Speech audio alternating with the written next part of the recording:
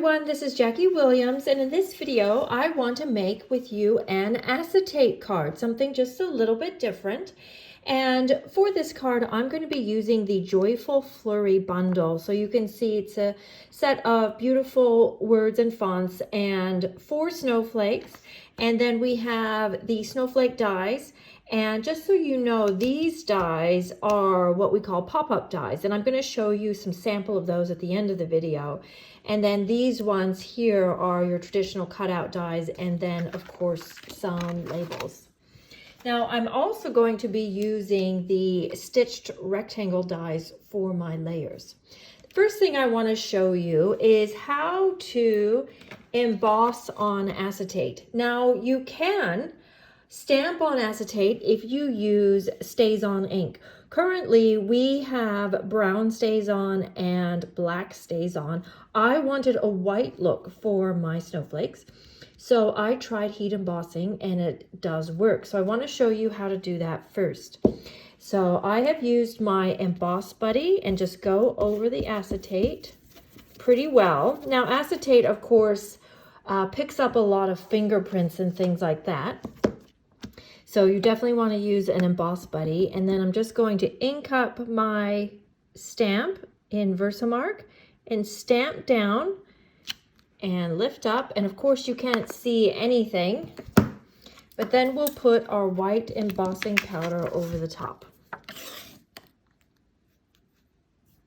And then shake off the excess. And then if you need to, you can use a little brush to get off any extra powder, but that looks pretty good. And then we'll use our heat tool to heat that up. Now our heat tools have 2 settings, setting 1 and setting 2. Setting 2 I found was just a little bit hot for the acetate itself. So I recommend that you use setting 1, which is a bit lower setting, and keep it a fair distance away from your acetate as well, so that we're just getting the powder melted without distorting that acetate itself too much. You can see it turning. Now I'm just going to do 1 just for demonstration, but I've done a few on our card front, and then that's it. You don't want to heat it any longer than that for fear of melting or making your acetate too bumpy. So that's how that works. Now, so I have already done my card front, and you'll see that my entire card is made of acetate. So what I have cut here is a 4" by 12" window sheet. So in the Stampin' Up! Catalog, they're called window sheets. But what it is some, relatively thick acetate. So I've stamped 3 of those snowflakes there all over the card front and embossed those in white. Next, I'm going to use some layers of these stitched rectangles. So with this section here, I've called this the smallest one number 1, and then number 2, 3, and so on. So what you need are 3 sizes of the number 2 die in white, and then you need 3 of the size 3 rectangle in some kind of a foil or glitter paper, or you could just use cardstock, but it's nice to use a specialty paper, particularly with snowflakes. And then you need that same size again in white, and then you need the 4th size rectangle in white. Now let's start assembling our card. So for my card front, I'm going to use 1 of the specialty paper rectangles and then 1 of the smallest sized rectangles, and I'm going to stamp the Joyful Wishes out of basic gray ink onto my white rectangle here. Then I will adhere these together. Now this project, I recommend that you use your Stampin' Seal or your double-sided tape. This isn't really a great one for glue. Glue doesn't work very well with glitter paper in general. Also, it doesn't work well with acetate or window sheets. You can imagine it just will kind of slide around. So this is just a sure thing to use your Stampin' Seal or your double-sided tape. Okay, so that is our card front. Then I'm going to take my very largest rectangle, also out of white, and I want this one to show through just in line so that it mats around these other two. So I'm just going to hold it there and open my card, and I'm just thinking that through, put some tape through the middle here, but I don't want it right to the edges, and you'll see why later. And then I'm just going to close my card like this. So that is actually going to be on the inside front, but then when it's closed, you can see it as a beautiful border around my the front pieces.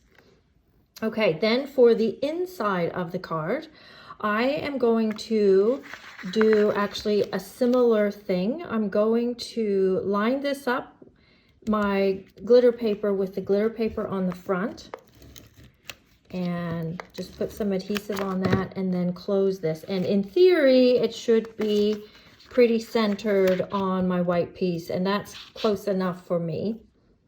So in theory, it should be pretty centered on that back piece. I see it's a little slightly off, but it will just take some practice, I think, and I can get that better, but you get the concept. And then we'll take our third glitter paper, and I'm going to put it right on the back of this one on the front. There we go.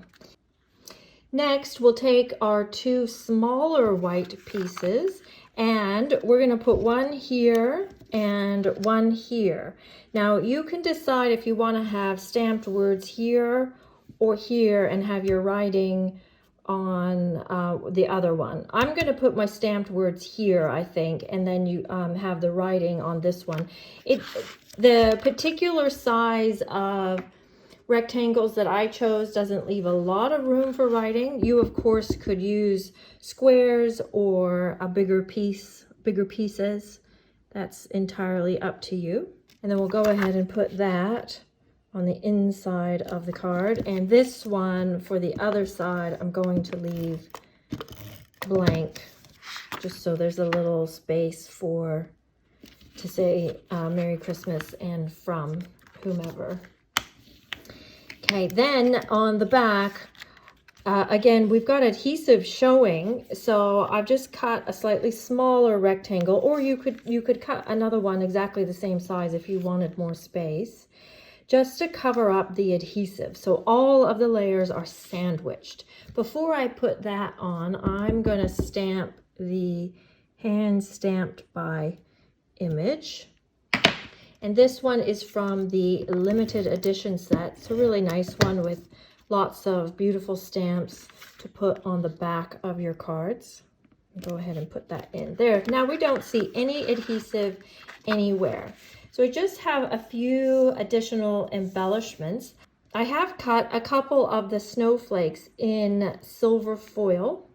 So I'll put that here on the card front. And then this other one, I'm using a glue dot, I'm going to put here in the middle of the card like this.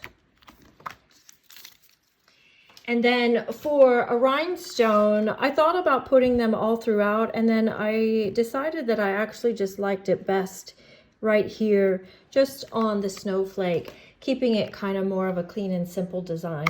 And then you can add some ribbon if you'd like. I'm going to use the Whisper White seam binding ribbon. This is a really great just go-to ribbon. Good one to have in your stash.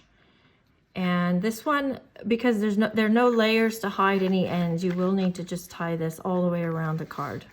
Then I wanted to add just a little bit of silver to go with my silver snowflake. And I like this silver metallic mesh.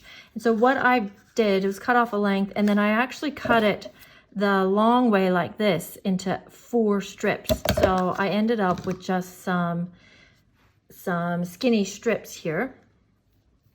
And I'm just going to tie that literally just in a knot around my bow. And then just trim off any excess of the ribbon or the mesh and If you need to strategically put a glue dot where it won't be seen to get them to behave, then you can do that. But otherwise, this is the concept of an acetate card. It's just basically you need layers on every single side so that there is no acetate showing. Another tip that might be helpful is to have on hand a microfiber cloth or similar, just to wipe off any fingerprints if you end up with some of your fingerprints on your project. So let me show you a few other examples. So I have earlier made this sample using the rose gold metallic foil. So that's a slightly different look. And this one, I actually had a double layer of the larger rectangle and thinking that someone could write there. So that's another way you could do it. This way uses just one fewer larger layer. And then same thing on the back, but it's the same concept. You can just decide how you want your layers stacked. And if you want them all on one side, or if you want them to be showing through the window sheet, like on the second version. Then I do have some more samples using the Joyful Wishes. So this is one using those beautiful pop-up dies, as you can see. So it doesn't actually cut out a snowflake, but just cuts out the details, which then lift up from the paper and show your beautiful papers underneath. It's a nice way to have a pop of color or to showcase specialty papers. And then this is a project that my daughter Madeline made for me. So this is using Emboss Resist.